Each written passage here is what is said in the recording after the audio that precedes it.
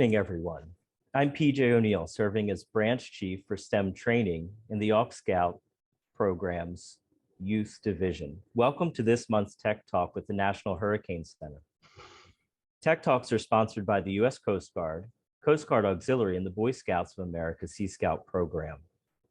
I'll be coordinating your questions after the presentation, but please feel free to post your questions in the chat at any time. Tech Talks are held on the fourth Tuesday of the month at 2100 Eastern. It's 9 p.m. Next month's Tech Talk is on March 28th, and we will learn about marine charts and charting presented by a commissioned officer from the National Oceanic and Atmospheric Administration, or NOAA. Just a reminder, this Tech Talk is being recorded and will be posted on the Sea Scout and AuxScout YouTube channels. These videos make great training for your shipmates, whether in your ship or Coast Guard Auxiliary Flotilla. They are free and available anytime. I would like to turn it over to our branch assistant, Hiram Muscabi, to introduce our subject matter experts, Daniel Brown and Sandy Delgado from the National Hurricane Center. Good evening. I'd like to introduce two of my friends and colleagues of the National Weather Service, Daniel Brown and Sandy Delgado of the National Hurricane Center in Miami, Florida. Take it away, Sandy. Thank you so much, Hiram. Welcome, everyone. Let's start with our presentation. Let's share screens.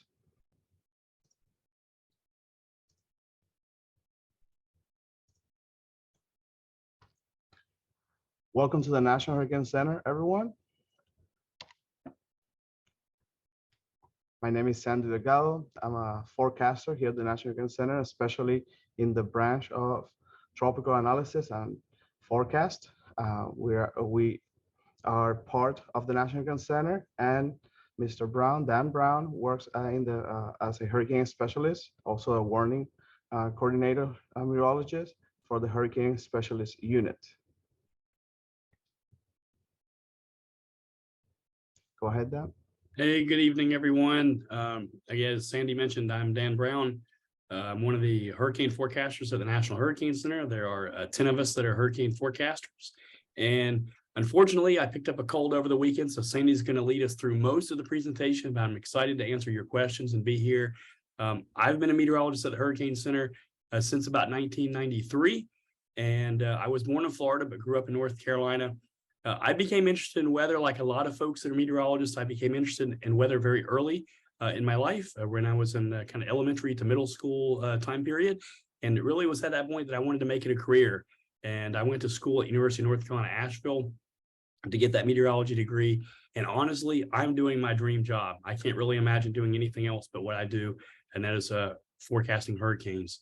Sandy, before I turn it back over to you, we might be able to go up there and hit display settings to see if we can get the full presentation mode. Right now, we're actually seeing the presenter mode. So I don't know if you can see if you can do that, and I'll turn it back over to you. Okay, let me see.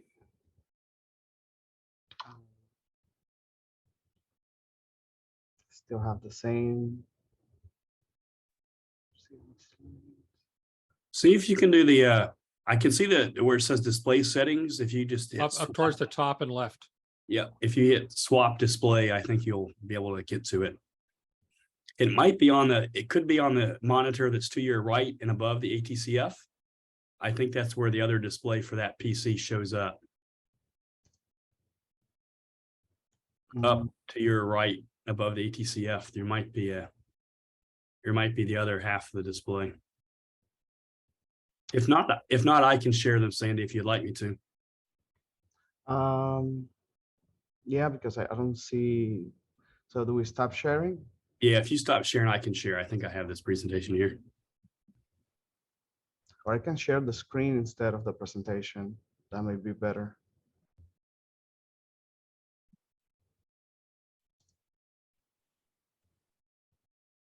Let me see this. Still have the same issue. There we go. I see it. We see it okay now. Oh, it's okay now? Yep. Okay, excellent. Okay. Well, one of the things that we track here at the National Weather Center definitely are tropical cyclones. Right now in the South Pacific, our colleagues in Fiji, they're tracking this tropical cyclone right there, Judy. So that's an example of what a tropical cyclone is. It's a large, long-lived area of low pressure that we normally get in the tropics and subtropical waters. They form over warm ocean waters. There are no fronts attached to these low pressure systems.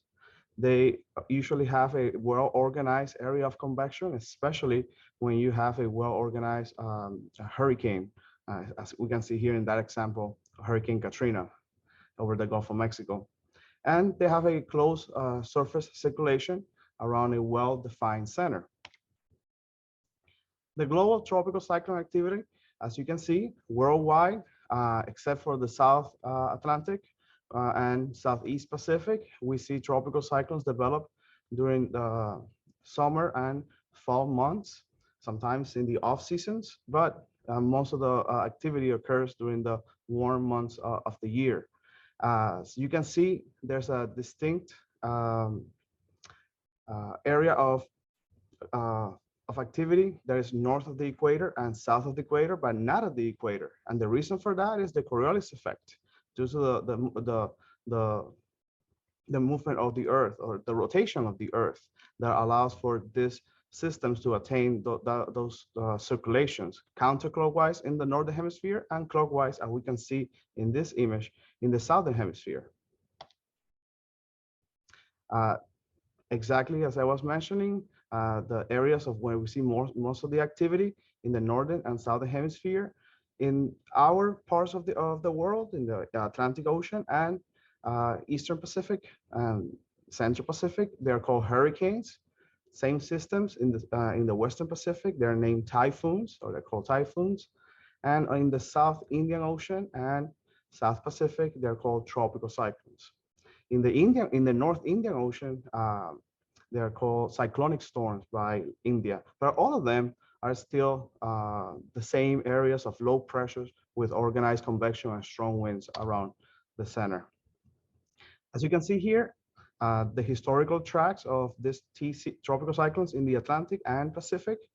And as you can see, most of them, they form near Africa and they move westward. And before turning to the north, some of them affect land. And those are the ones that we always track very carefully, because those are that cause the most destruction and damage to the countries in the area, including the United States.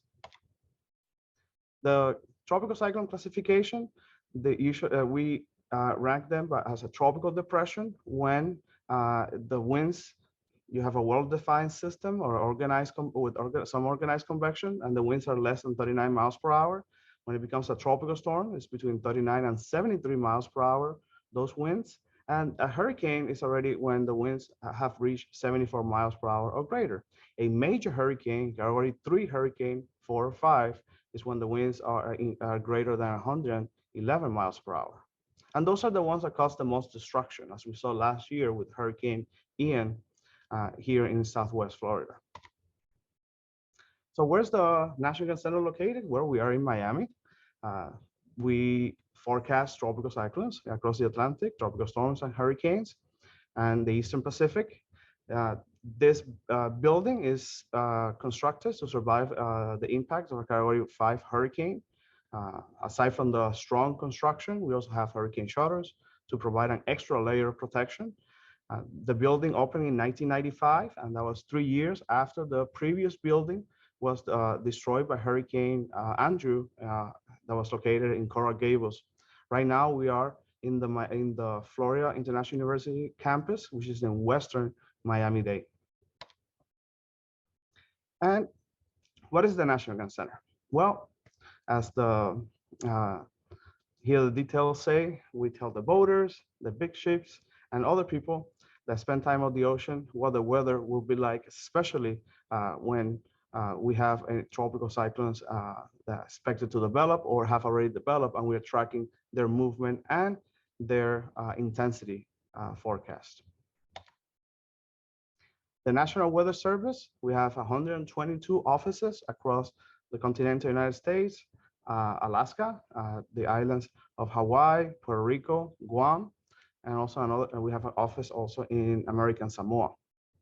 So then we have a very wide coverage of and a very detailed coverage of the United States, providing very accurate forecasts across the country. So we are everywhere. So why are these hurricanes and the forecast so important? Hurricane impacts have been, in our memory since Columbus actually came to the New World. He encountered a hurricane in one of his first voyages before 1500. So even before we were able to see or track hurricanes and know when their impact was going to happen, already hurricanes were causing havoc across our part of the world. In 1900, the Galveston hurricane destroyed much of Galveston, which at the time was one of the largest cities in the United States, and caused a large loss of life. That was a pivotal hurricane for the United States and also for hurricane tracking. Then in 1935, we had a Category 5 hurricane move over the Florida Keys, causing significant destruction and loss of life. And that as the years passed, we saw more storms that we were able to track and also that impacted the United States. So when you think about a hurricane, you usually think about the wind. As you can see, the wind can cause a lot of destruction. As I said, Category 3s, 4, and 5, they produce very dangerous winds. However, what causes what most people don't think about, but actually causes a lot of the destruction and especially a lot of fatalities is actually the water. Not only storm surge, which is the water being pushed by the hurricane inland or the coastal areas, but also freshwater flooding. For example, a few years ago in 2017, we had Hurricane Harvey. When it made landfall in Corpus or near Corpus, it was a Category 4 hurricane. So the wind was very important for the area where it made landfall. However, a few days later, in Houston, Southeast Texas in general, and Southwest Louisiana received incredible amounts of precipitation. And that led to even more damage than actually the wind did in the Corpus area. And what's important too is that the water is actually, as I said, what kills most people. Unfortunately, most of the fatalities that we have seen related to hurricane impacts is actually associated to either storm surge and rain and other impacts associated with water too, not the wind per se, even though that it can be dangerous in very strong hurricanes too. So when it comes to hurricane hazards, SWIFT, we use it to mean storm surge, the wind, the inland flooding, and tornadoes. What's really incredible about hurricanes and why we are so determined about tracking them and forecasting their intensity is that they produce a variety of impacts that are associated with them. It's not just the wind, it's not just the rain, it's not just a tornado, it's an entire variety of all these impacts happening to a community and to an area at the same time, which could be, it will be really damaging. We also have waves and rip currents. A hurricane doesn't have to impact your area to directly to actually impact your area. Unfortunately, every year we have hurricanes over the Atlantic that don't make landfall here in the United States. However, the swell, the waves that it produces that propagate across the basin, they will reach the coast, and some people, unfortunately, they will get caught in these rip currents and they will die from those waves from a hurricane that was actually passed well east of the United States, well far, very far from the United States. So the goal, of course, for us is to save lives, to save property. And this is a very important message that we continue to strive forward. And in this case, for example, we have this picture of a house in Mississippi This was before Hurricane Katrina, for example. And you can see how damaging the water is, because the water, one of the reasons why water is so damaging is that it is a lot heavier than wind. So it carries a lot of force, a lot of damage potential. So pay attention to the tree. It may be one of the few things that you will recognize after the storm surge hit the area. And unfortunately, the house was destroyed and a lot of the neighborhood was destroyed and their lives was changed forever. And unfortunately, this is what a lot of hurricanes bring to our communities and why we need to stay prepared and informed. The National Hurricane Center, our mission, as I said, to save lives, not only on land, but also at sea. There's a lot of commerce being done currently over the open waters across our area. A lot of the things that we buy in our supermarket, a lot of things that we buy, technology, for our homes, our schools, they come from other countries. So a lot of that is occurring over the open waters. And it is very important to also protect those ships over the open ocean. So not only we want to protect people on land, but also at sea. And how do we predict the weather and track hurricanes? There's basically everything. We throw everything at our disposal. We try to use everything at our disposal to try to produce the best forecast and the best when we're creating the forecast, trying to create the best analysis with the tools available, provided by the surface observations from land stations, ships, buoys, upper air data from weather balloons, and aircraft observations and aircraft radio sondes. I think Dan has one radio sonde, a drop sonde that he will show. And this is extremely valuable information that goes into the computer models and allows us to use them to create a better product that will save lives and property. So the weather balloons, this is something that 92 offices across the United States, they do daily, twice daily.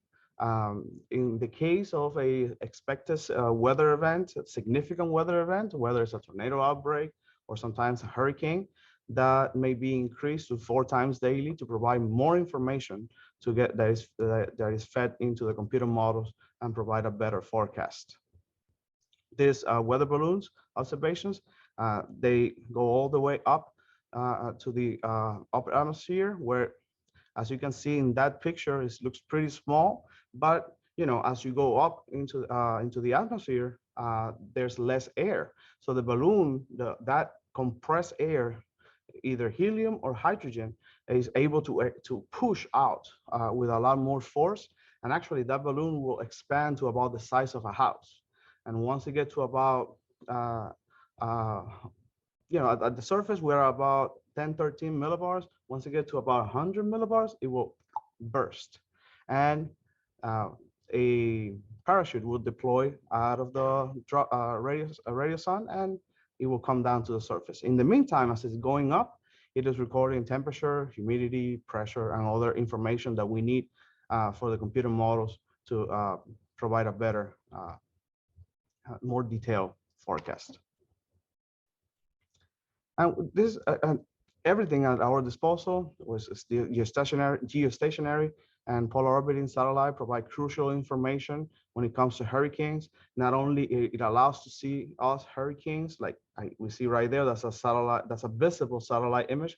That's kind of like being in space and just looking down, and that's how you will see a hurricane, how it will look like. But also look into the hurricane, look beneath those clouds, and how the system looks from the basically in the inside. That will tell you a lot more information about the hurricane, how it is performing, how it is the structure of this hurricane, how it is doing. As you can see in this picture of the microwave picture in the middle top. You also have other information from these satellites that they will basically see all the way down to the surface of the ocean, and based on the wave height and movement, they will determine the intensity of the winds, which is incredible information that we have at our disposal. And we use all of that, from the model guidance to this, to create the best forecast possible. We also fly into hurricanes. Yes, I have been fortunate enough to have been in the center of a hurricane. First Tropical Storm Earl, and then it became Hurricane Earl the next day in 2016. And this is a crucial information because you're getting the best information, the most accurate information about the winds and how the system is doing from inside the hurricane. As you can see, these are the planes that fly into the hurricane. We have planes from the Air Force, we have planes from NOAA that fly into the center of the storm, but we also have, which is very crucial to the NOAA G4, the picture at the bottom right, and that picture, that plane will go around the hurricane, will measure the environment around the hurricane, which is extremely crucial to predict the path of this hurricane going forward. Because it will tell us how strong the high pressure is, how strong is the trough that is expected to push this hurricane. All that information is extremely critical for the models to be able to perform better. This is a normal track. It's called an alpha pattern on the left of a reconnaissance aircraft. And that's Dan right there holding one of those drop zones that it is released into the center of the hurricane, and it will measure, will deploy the parachute, and it will measure the winds, the pressure, the humidity, everything that you need. It's incredible what they do. And it was incredible, even more incredible is that we have been doing this since, well, actually the first one was in 1943 that they did it just to try to see if they could basically go through a hurricane. That was an incredible flight. But professionally since the 1940s or 50s for sure. I don't remember exactly the date when it began.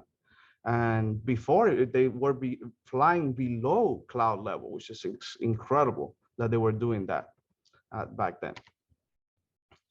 Definitely using the model guidance to predict the track and intensity of hurricanes is extremely vital. And once again, all this information that we're talking about, that we're gathering from satellites, from surface observations, from drop zones, from all that is fed into the models. And that's what is helping us to provide a more accurate forecast, track forecast, and also intensity forecast. The more accurate the information that is going into the models, the more accurate the forecast that is going to be. Also, the analyst is providing a lot of input into this forecast because the analyst is going to know what strengths and weaknesses the models have, and in what situation it will, one model may be better than other, and that's what that's the experience and the human impact on this forecast. The National Center produces a suite of products to keep the public and informed, and emergency managers and everyone that needs this information informed. From I forgot the name of the product to the left. Okay, so a suite of products including the track forecast, the tropical storm wind probabilities, which is very important because it will basically show that as the system is moving closer or moving farther away, your probability of seeing those winds is either going to increase or are going to decrease. So it's very, very important. This is another suite of products, hazard-based products. You have the cone graphic with information related to the position forecast position of the storms, and also whether there are washes and warnings related with the tropical storm washes or warnings, or hurricane washes and warnings, the wind probabilities I mentioned before. The time of arrival is also very important. Another thing that is very important is for especially the Coast Guard, for example, is the when conditions are going to get better, and that's another suite, another product that is also useful. Because, or another information that is useful because you want to be there as fast as possible after a hurricane to start rescuing people and to try to bring back those ships and do all those things to save lives and property. And of course, the storm surge warnings and showing the potential inundation. There's a lot more information now at our hands that allows us to be more detailed on what areas are going to be impacted by the hurricane as it moves inland. Also, of course, rainfall, extremely important. Every storm is different. Sometimes you have a very very similar intensity storm. One of them may be a rain maker, and the other one may be more of a wind maker. Every storm is different, so we have to pay attention. We have an international collaboration of countries across our area, as you can see. As the system, I think this is Dean in 2007, as it was moving across the Caribbean Sea, how the coordination with all the countries to try to save life and property, not only here in the United States, but also across the world. But when we have other centers worldwide that are also doing a similar work than we're doing here at the National Center. And working at the National Gun Center, there's a lot to do. There's Dan there analyzing the hurricane. Don't recognize immediately. That may be Emily on the top right, top left. Don't recognize it yet. I'm not sure either, Sandy, but I'll just add here that, not only are we making forecasts, but there's a lot of coordination that goes on, Yes. both internally within the National Weather Service, and as Sandy just mentioned, with the international meteorologists throughout the Caribbean, Central America, Bermuda, Canada, and elsewhere, to again make sure the public's aware. And that's really what these couple of next slides show, is again what some of that coordination is, and it's also helps us communicate the forecast with emergency managers. We at the Hurricane Center make the forecast. We let these emergency managers make those evacuation and preparedness decisions for the communities that they serve. And so again, having that information to them in an understandable fashion is vitally important. And then again, if the public doesn't hear the forecast, it doesn't do much any good. So again, we have a huge presence with media that allows us to communicate that forecast directly with the public, getting out the information about watches and warnings. And again, we want folks to really focus on the hazards. We want to make sure people are understanding what their storm surge risk is, what the wind risk is, and what the risk of flooding is, not really on those storm particulars, because again, we've had some pretty significant impacting storms that were, say, only a tropical storm or only a Category 1 hurricane. So again, we really want folks to focus on the hazards, both at land and at sea. Definitely. Now I will move to my presentation. Let me see.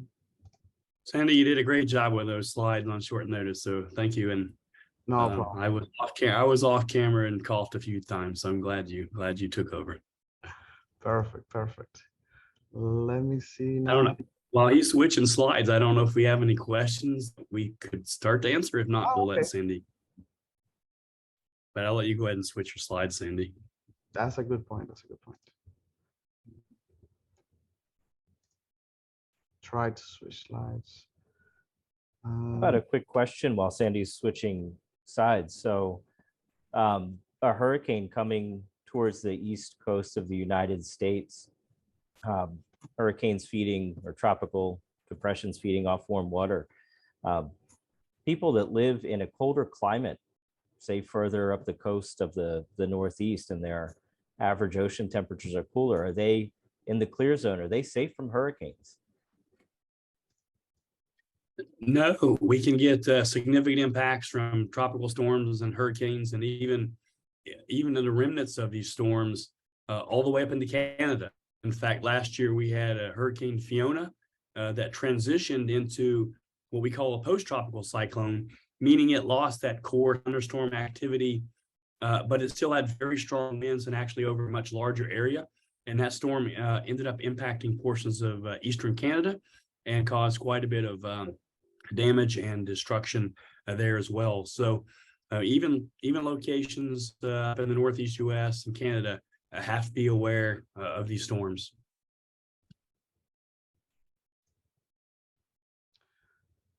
I'm having trouble getting back to the entire.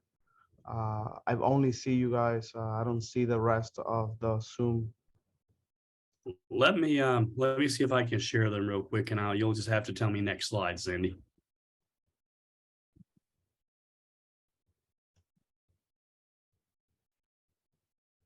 Yeah, I can only see you guys. Oh, there we go.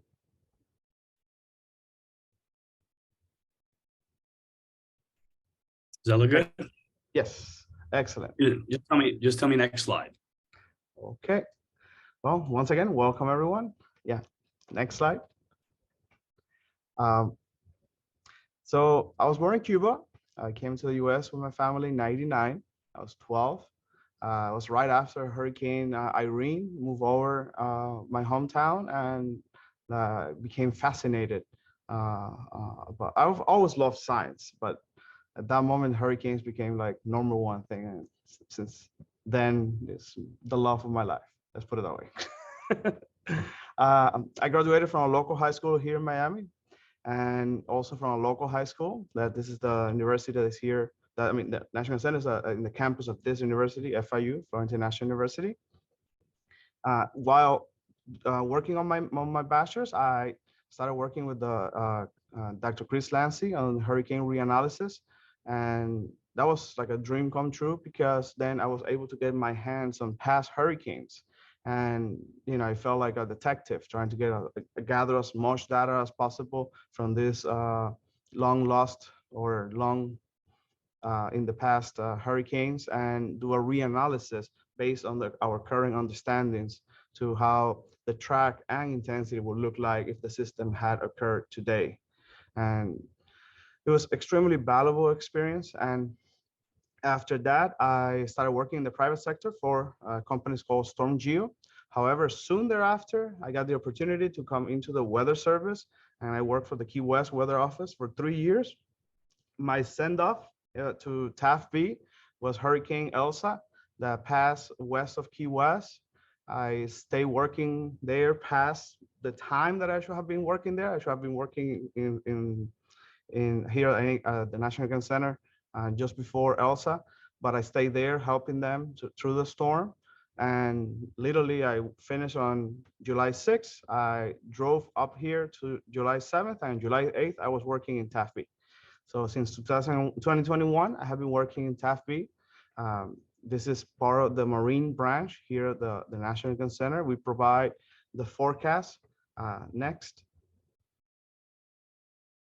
And I will be here through retirement, if you saw that. So we provide the forecast. Our customers, as we like to say, are basically the Mariners and the Mets. Normally we make a joke and we have the Mariners, the Seattle Mariners and the Seattle Mets and the New York Mets come up, but for the time's sake, we are being professional today. So the Mets across our region, especially across Latin America and the Caribbean, we are always collaborating with them, partnering with them to save life and property. But we also have, from the Coast Guard to cruise ships, to oil tankers, to container vessels, to just basically regular people that take their vessel from one part of the United States to Europe or other parts of the world. So this is our customers, these are the people that we work for, and provide the forecast for the offshore waters. Next. So this is the area of responsibility for Taft B. So in the Atlantic is basically south of 31 North, and from basically from Texas all the way to Eastern Africa, especially when we're doing the surface map analysis, the synaptic map analysis. And in the case of the Pacific, we are talking about from south of 30 North to basically just south of the Galapagos, and then from 140 West all the way to the coast of Central Mexico, Central America, and Northwest South America.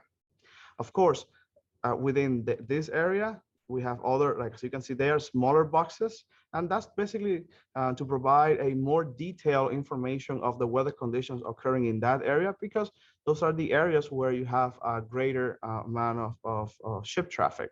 You have the Panama Canal, basically in the southern or southwestern Caribbean Sea, and a great amount of global commerce is traveling those waters and across the Straits of Florida. into the East Coast of the United States, the Gulf Coast, and Europe. So the tools that we use, very similar to what we were talking before. Satellite images are extremely vital. Every day, every new satellite that comes on board provides more clear and detailed information about weather systems that are going on. And for us, for meteorologists, as a picture is really tells you it's worth 1,000 words, and a satellite loop probably a million words, because it shows a lot of information that is going on in our basin. Next. Computer models, definitely extremely valuable. Another tool that we use, as I mentioned before. On the left, you have the GFS showing the surface winds. For example, in this loop, you can see that you have a cold front moving across the area, and you can see how the winds increase ahead and behind the cold front, and things like that, especially in the Gulf of Tehuantepec, south of Mexico, how the winds quickly increase due to the topographical impacts in the area. On the right side, you have the European model showing significant highs and wind waves and swell. So it's interesting. You have storms a lot of times are north of our area. However, those very long period waves, they're still moving south. They're not losing a lot of strength. And even if you don't have any significant showers and thunderstorms in your area, in our area, in the open Atlantic, you still have very strong, very significant seas impacting the area. And next. And the models also can show you the basically how the satellite is going to look like based on the information for the forecast information.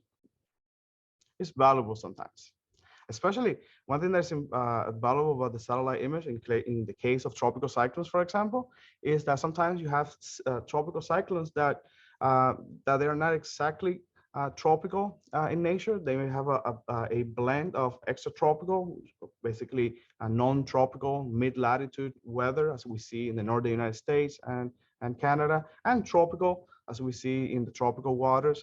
And those satellite animations, the forecast satellite animations can be useful at times for stuff like that, for example. Here we can see one of our forecasters, Aiden. He's working on the surface analysis on the right side. He's using also on the left side, he's using what we call AWIPS. It's a computer system where we are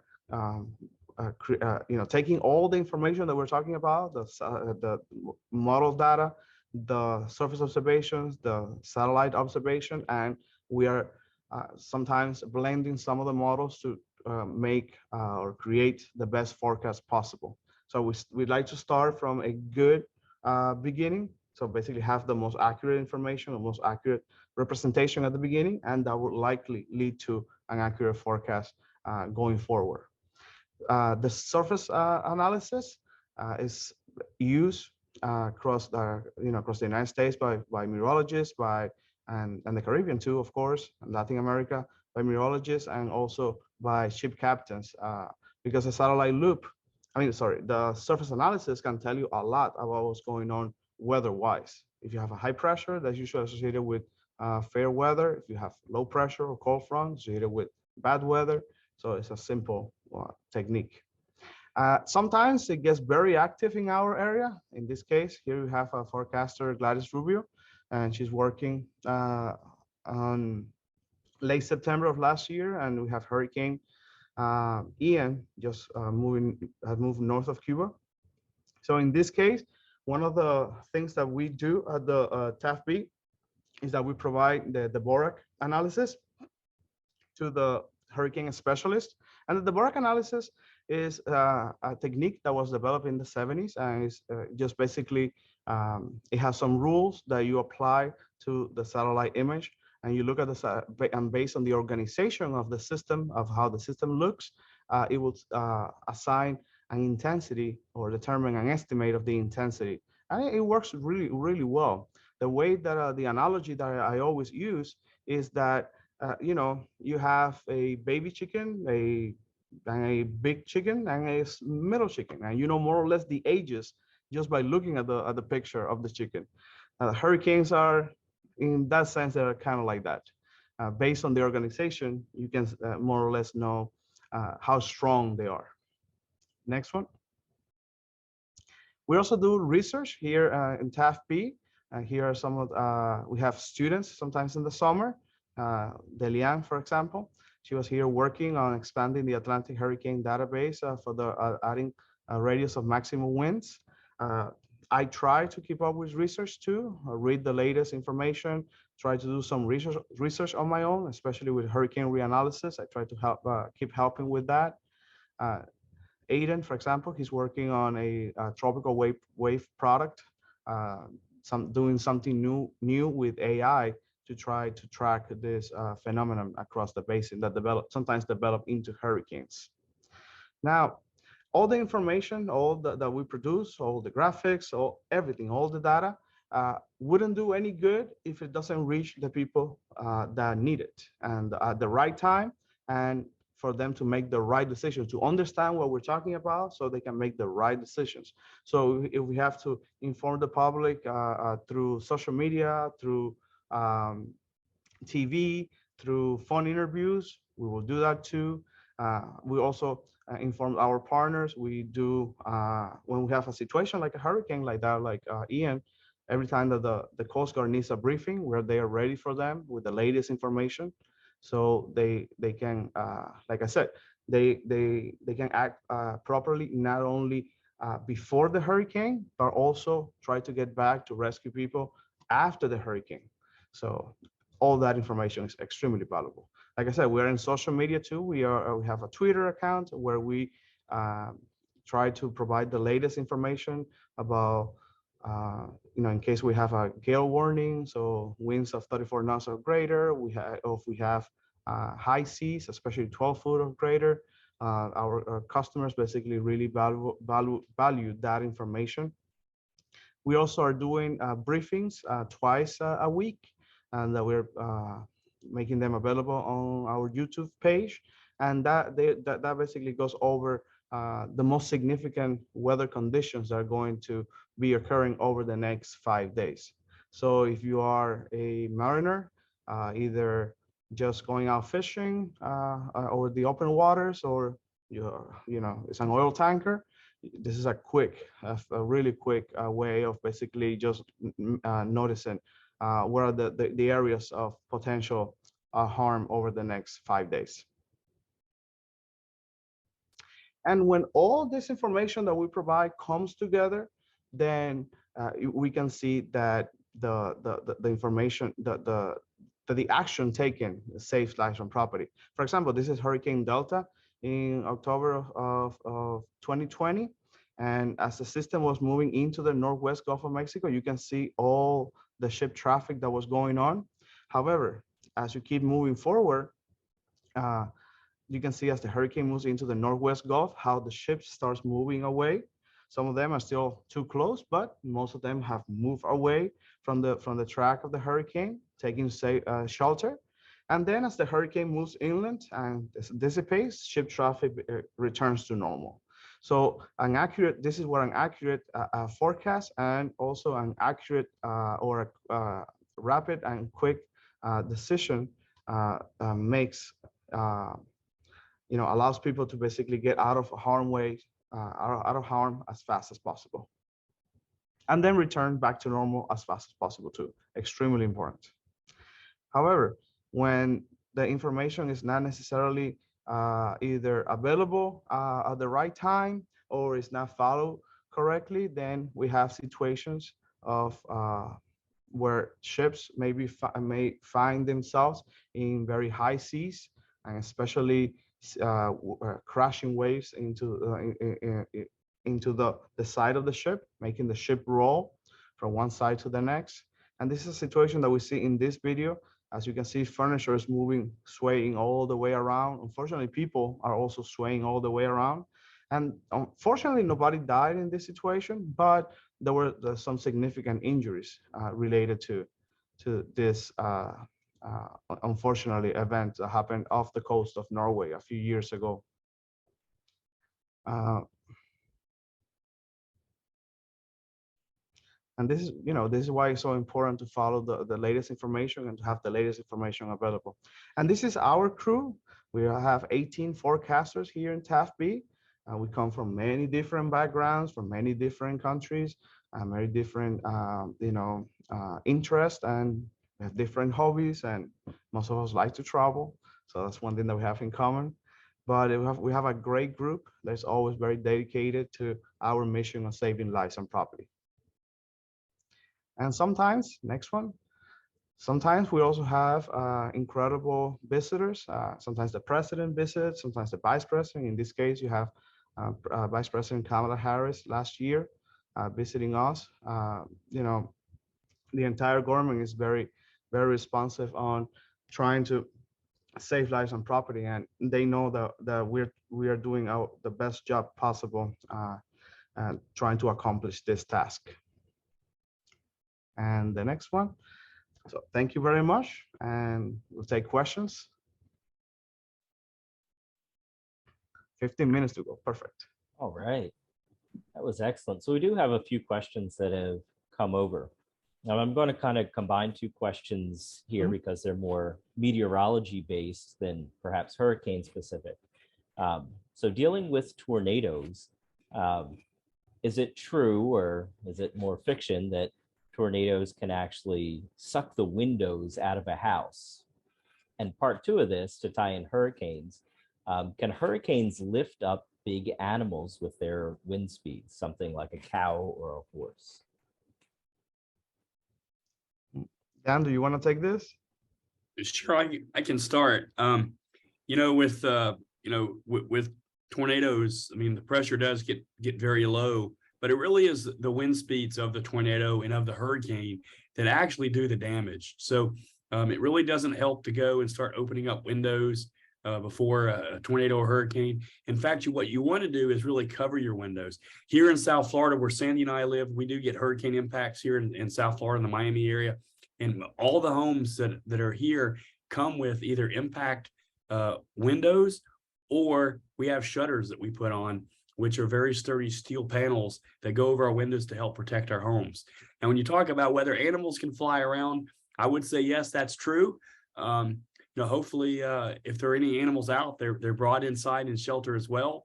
But again, hurricanes can move around cars. We had Hurricane Andrew in 1992. That hit where the National Hurricane Center was located at the time in Coral Gables, which is about 10 miles from where Sandy is right now. And in that case, we had some employees that had their cars that were literally picked up and moved and put on top of each other. And so again, if a hurricane can move a car, it can certainly move a cow or an animal as well. Definitely. Great. There was a hurricane related question, more of a trivia type question, then maybe we could get an explanation. But one of the participants asked about what was the perfect storm? I've heard of this, the 1991 perfect storm. So could you tell us what was the perfect storm and why did it become so infamous? Well, I would say that the perfect storm started as a normal hurricane. So we had Hurricane Grace by the Bahamas in October of 1991. As Grace was moving northward, there was a low pressure, non-tropical, so mid-latitude polar low pressure developing off the east coast of the United States. And basically it not only led to the dissipation of the hurricane, but it also absorbed the energy. And that low pressure then later over the Gulf Stream developed into a hurricane itself. It is famous, I believe, because of, especially because of not only the impact that it had, but also the ship that then later became the movie, The Perfect Storm, that was caught by this hurricane. But we had similar storms in the past like that. So I don't know if Dan wants to add other relevant information. No, I think you covered it pretty well, Sandy. You know, it is again one of those things that we definitely want ships and folks to stay away from, at least the core of these storms. And you know, unfortunately, in that case, the ship got caught very close to the center. You know, we've had that happen here in even more recent times with a ship that got caught near the Bahamas, one near Belize and Honduras, and Hurricane Mitch back in 1998. So again, you know, the key is to provide wide berths when you're traversing near a hurricane, because again, if you have a mechanical issue with the boat, you need to make sure that you're far enough away that you don't end up within the strongest winds and highest seas. Definitely. And also always be receiving the latest information, you know, especially in the, you know, when we're talking about beyond 3 days, the track is likely that there's going to be some changes to that track and some change to the intensity of the hurricane. Also, the area of winds may be more expansive than it was initially forecasted to be. So it is one of the problems that the Alfaro had during Joaquin is that they didn't have any new information about the track of the hurricane after they left Jacksonville. So for a few days, they didn't have any new information, or they didn't receive any new information. And unfortunately, the hurricane turned out to be the track turned out to be more south than initially expected. And that unfortunately led to them to experience some of the, you know, the worst that the hurricane could deliver. Wow.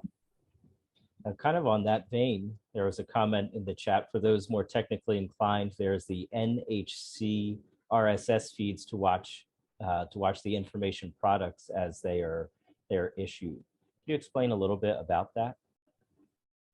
Yeah, you know, there is the RSS feed as well as a lot of GIS products. So that if those of you that might have experience with GIS, you can certainly download, you know, a lot of our graphics, the code graphic, the wind speed probabilities, and overlay those on, you know, GIS type analysis and products as well. I know a lot of emergency managers do that to be able to look at critical infrastructure that might be, you know, in areas that could experience storm surge. Again, when they're looking at evacuation decisions. So the Hurricane Center provides all that information. It's basically every 6 hours. Our hurricane forecasts are issued if you're in the East Coast area. They're issued at 5 a.m., 11 a.m., 5 p.m., and 11 p.m. Each day. And then we issue tropical weather outlooks looking at where systems could form over the next, it'll be starting this year, next 7 days. And those are actually issued at 2 a.m. and 8 a.m., 2 p.m. and 8 p.m. Eastern time. And our website's at hurricanes.gov, and you can follow along and get all that information there via our website. Fantastic. You had talked a lot, both of you spoke about, or at least presented about, sharing the latest accurate information with your partners, as well as getting the information out to the public. So say on whatever social media platform, I subscribe to my local news channel and they have their own meteorologist. Is that information coming from that meteorologist's interpretation of the data? Is it coming from your agency? Is it a mix? Like how does that work? And is there any better information than others as far as that kind of source? You know, with hurricanes, thankfully, most people rely on what we call the official forecast or the Hurricane Center forecast. Again, you know, it's all the various governmental agencies and local and state emergency managers that really are relying on the Hurricane Center forecast. And most of the media folks do use that and show that and depict that. They may add some flavor to it, or as data is coming in from the aircraft that we send out, they're seeing that as well. So they may add some commentary and some analysis of that information before we issue that next forecast. But in general, you know, most everyone is using the Hurricane Center forecast, which is really a good thing because, again, it provides a consistent message to the public. You know, most everybody's using the watches and warnings that we're coordinating with those local offices as well. And again, I think the more the single coordinated picture that we can give folks, I think the better during a hurricane. Mm-hmm. Yeah, definitely. When it comes to the local weather service office, I will say that, weather.gov, that will be your friend at any time, because you have an entire group of forecasters working 24/7, working on making a detailed, tailor-made forecast for your area. Some of the, TV meteorologists, yes, they do we are always in contact with them through chat, for example. So when you see tornado warning in your screens, that's actually coming from the weather service that's displaying it in their screens, or any other kind of warnings per se. They will actually, they take pride in the forecast that they make too. So they will read our discussions, see the forecast that we are producing, look at the same data, the same models that we are looking at. And from there, they may do their own, like Dan said, kind of like their own flavor of what the forecast is going to be, which is, at the end of the day, is going to be very similar to what the weather service is going to be doing. But they're going to be either doing the morning, midnight, midday, night newscast. You have different meteorologists, and they're looking at the data for a few hours to try to come up with that forecast. While you have in the weather service, you have an entire group of meteorologists working 24/7, making a tailor-made forecast for your area. I would add too, real quick, that if you're on social media, I would try to find trusted sources of information, and those trusted sources can be the local National Weather Service office in your area, the National Hurricane Center. We have our Twitter feed, which is at NHC_Atlantic for products for the Atlantic Basin, and then the Tropical Analysis and Forecast branch that Sandy works in also has a Twitter feed as well. And so follow those, and follow your local or state emergency management agency. Again, those are the places you're going to get that official information, both about the forecast and about evacuations if you need to do so. Mm-hmm. And with just a couple minutes left, say that there is a forecast for a tropical storm or a lower categorized hurricane that's going to impact my area. What sorts of things would you recommend a family have to be prepared at home to weather out this storm? What you've all been working with hurricanes and in hurricanes. So what do you want to have as a family in your house? I guess I can start real quick and see if I missed anything, Sandy. But again, there's a lot of things that you can do before hurricane season starts. So hurricane season starts on June 1st. So you really want to make sure you have all your supplies for about a week. Make sure you have food and water on hand. Have a hurricane plan down. Know what your risks are. Know if you're going to need to evacuate from a hurricane. If you do, start thinking about where you might ride out the storm.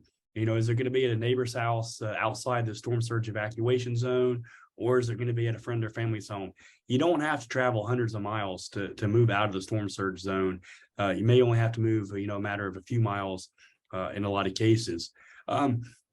You're really going to want to make sure you have the supplies on hand, about a week's worth of food, water, medication, and there's things like battery powered fans. It's often hot after hurricane, so you want to have that. If you have a generator, make sure you know how to operate it. Unfortunately, we've seen a lot of injuries and fatalities related to carbon monoxide poisoning after hurricanes. So again, if you have one, make sure it's properly ventilated away from your home when you're running it, and just stay safe after hurricane. Unfortunately, we're seeing as many injuries and fatalities after the storm during the recovery phase as we are during, and it's a lot of our older population as well. It's really people doing things that they haven't had to do, using chainsaws, power tools after storms. So, if you're not familiar with that, get help. Ask your neighbor. Or if you yourself are younger and have experience using those power tools, help your older neighbors. It's really a community effort to kind of get through the storm, and the goal is really to save lives both before, during, and after the storms. Yeah. Okay. Well, I'd like to give a really big thank you to Sandy and to Dan for joining us tonight. For the excellent information and presentation, as well as really thoroughly answering all of our questions tonight. It was a fantastic presentation. For all of you on the Facebook Live, if you have a shipmate that was unable to attend, or you think that you have friends that would be interested learning more about hurricanes and what the National Hurricane Center does. Please remember that this Tech Talk is recorded and will be posted to the Sea Scout YouTube channel as well as the AuxScout YouTube channel. I hope to see you March 28th for our next Tech Talk, Marine Charts and Charting, presented by an officer from NOAA. Thank you very much, everyone, for tuning in tonight, and hope to see you in March.